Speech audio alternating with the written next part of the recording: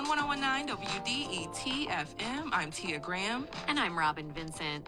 The Physics and Astronomy Department at Wayne State University has some pretty spacey stuff, right? It owns the fully remote Dan Zowada Memorial Telescope.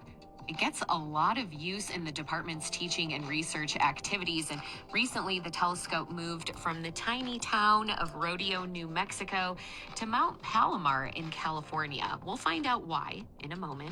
The observatory was donated by astronomer Russ Carroll to memorialize Dan Zowada. They were childhood friends who both loved astronomy. And Russ Carroll is here with us now to get a little spacey. Russ, welcome to the Metro. Well, thanks for having me, Tia. I appreciate it. So, Russ, a telescope like this is a pretty nice way to memorialize someone. What inspired you to do that? Well, actually, Dan and I did astronomy when we were growing up in Rochester as kids, and I sort of went my separate way when we graduated, and I had really lost touch with him, and he died very sadly about 10 years ago from cancer. And I didn't realize the impact that he had on my life at the time. And he was the first Christian influence I ever knew. And I didn't grow up in a Christian home, but he had a very lasting impact on my life that I didn't even realize until he had died. And so I thought, I want to honor this man. And so the idea, talking to some of my classmates, came to me that, hey, let's build an observatory and give it to a university that would really utilize it. So that's how it came to be. Wow, this is an incredible way to honor him. And I'm wondering what kind of telescope this is, what kinds of observations it can make. This is a really phenomenal telescope, and interestingly, it's made by a local firm in Michigan, in Adrian, called Planewave. It's a 20-inch CDK, they call it. It's a design similar to the Space Telescope design optically.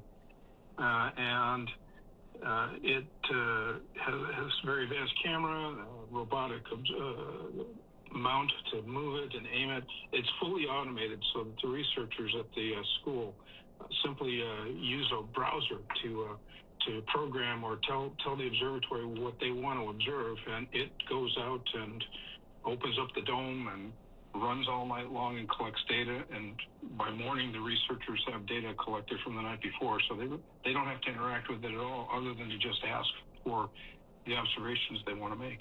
Wow. And Russ, what led you to donate to Wayne State University? Well, I for sure wanted to put the observatory in the hands of somebody in Michigan because of Dan and my connections to the Detroit area as well. We looked at a few universities, and Wayne State, I felt personally from the proposals we got, would have not only had the most significant need for it, but they would utilize it, which I really wanted. I didn't want this to just sit and be an art object, more or less, not used. I knew that they had the faculty and the staff and the interest to fully put this telescope to good use, which they really, really have. I'm so pleased for what they've done with it.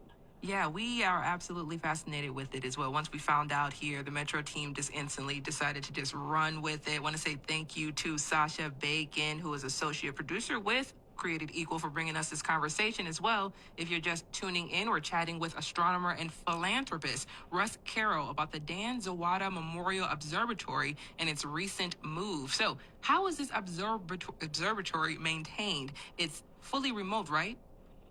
It's fully remote. It's automated. It's robotic. Nobody is really there most of the time. It runs unattended, and which was the problem. We put it in such a remote location in New Mexico that when it had issues that required me or someone else to actually physically be there to work on it, it just became very, very impractical.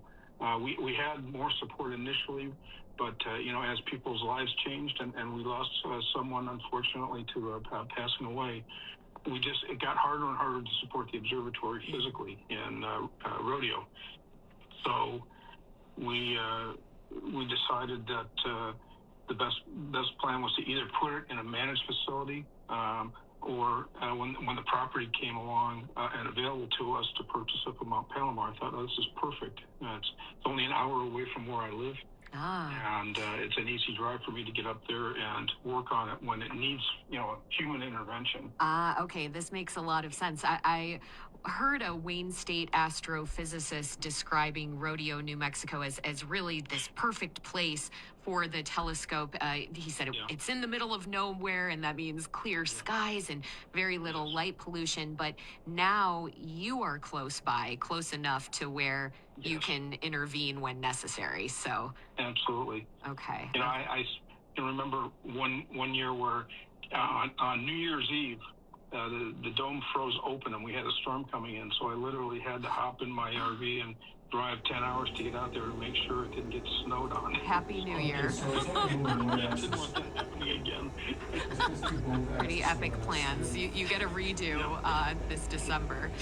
Are there plans to open the observatory to in-person visitors or increase outreach in any way? Yeah, that's another thing, Tia, that Rodeo was so remote, it really wasn't accessible to only but just a handful of people that lived in the area.